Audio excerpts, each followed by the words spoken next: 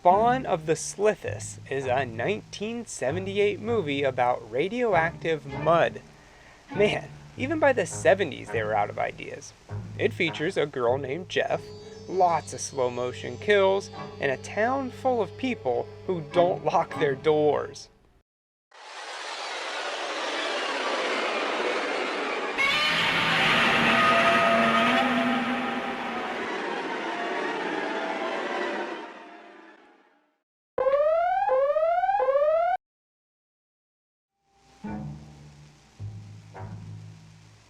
It opens up with two boys playing frisbee. One of them sees something and yells for the other to come over. Here, come here, flip! There's that slow motion run. Were they really that desperate to pad out the runtime? Anyway, when he does finally get there, they see two dead dogs. They run away and tell their parents, who tell the cops, and eventually it makes the papers. That's when investigative journalist turned teacher Wayne Connors comes into play. He reads the article to his wife, Jeff.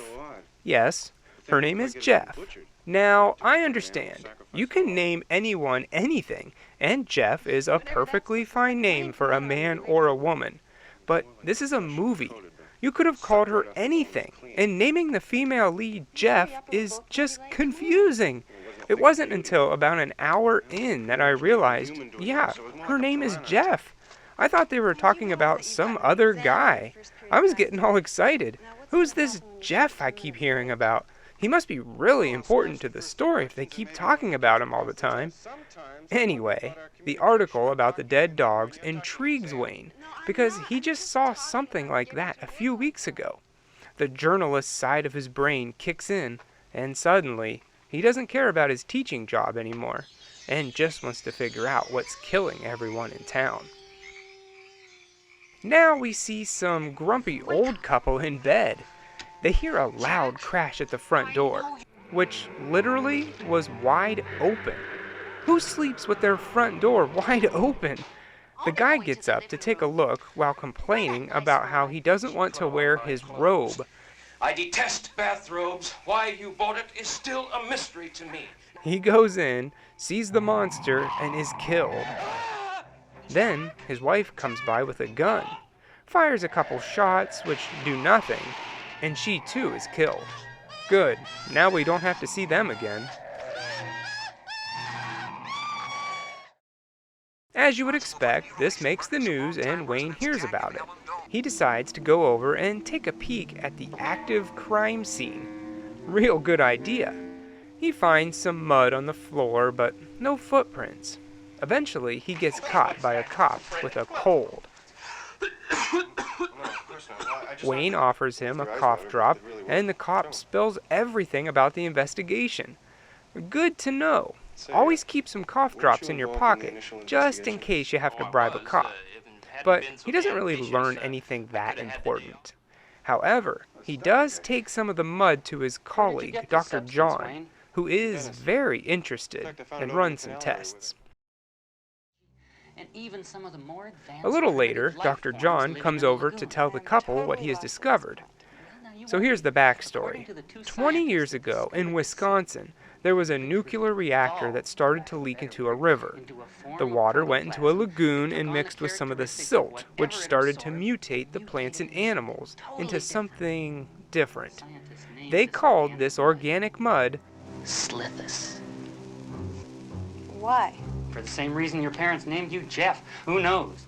Well, the government covers all this up.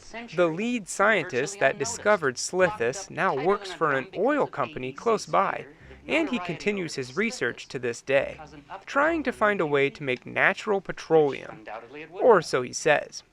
We actually get to meet this guy later on, and it doesn't amount to much. He says he tried to recreate the Slithis in the lab, but has failed to do so. And using radioactive materials has certainly had an effect on him. I think this is supposed to be a big scare, but it just looks like his face is melting. He does tell them that if they think the nuclear facility outside of town is leaking, he would test the soil in the water. Then he would have the proof he needs to go to the police with his wild man-eating mud theory. So that's what he does. He finds Chris, a boat captain, who agrees to help out, and he dives down to get the samples. Everything goes pretty routine, but Chris does mention the lack of fish in the area, which is interesting. Like something ate them all and has now moved on to another area. I wonder what that could be. They get back and Wayne gives the samples to Dr. John so he can test them. While we wait, we get a couple more kills. Mostly just homeless winos, but there is this creep trying to get into some chick's pants. First, they go to a turtle race. Wow, how exciting that must be. They get out of there and go back to his boat. You know, because of the implications. The whole purpose of buying the boat in the first place was to get the ladies nice and tipsy topside so we can take them to a nice, comfortable place below deck and, they can't refuse because of the implication. This guy must really be obsessed with himself. Who keeps a random photo of themselves next to their bed? Anyway, they start making out and the girl is like, "Hey, why don't you lock the front door?" And finally, someone with some common sense. Yes, always lock your front door. I don't care if there's a monster out there or not. Well, he gets up to lock it, but he never gets the chance because he's attacked and killed. And his date gets killed not long after. Good. Done with that filler. Moving on. So now we hear back from Dr. John, and the samples have some Slithis in them, but it's not radioactive. But that's enough for Wayne to go to the police, where we see the biggest overactor I've ever seen in a movie. This part is taken so seriously, but this guy's just hamming it up. Where did they find him? I do not believe one word of your slither story. Well, eventually they do listen to his story, don't believe him, and now it's up to Wayne to kill the creature for himself. Wayne, Jeff, Chris, and Dr. John all team up and come up with a plan. They're gonna block off a canal and basically force the creature to attack a certain location. Using sonar on the boat, they'll track it and capture it. At first, everything seems to be working, until the creature comes out on land and starts attacking Jeff and Dr. John.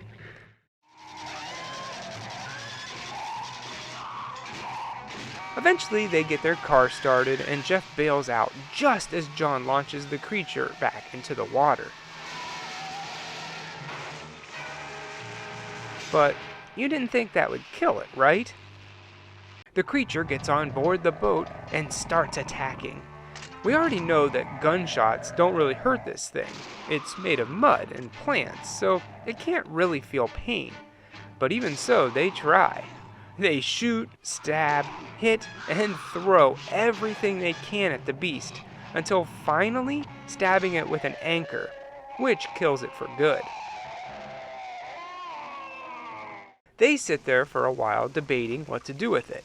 Wayne wants to keep it to prove their story, and yeah, I get it. I would too. But Chris convinces him to push it overboard back into the sea, where it belongs. They think it's all over, and time to go home. But nope.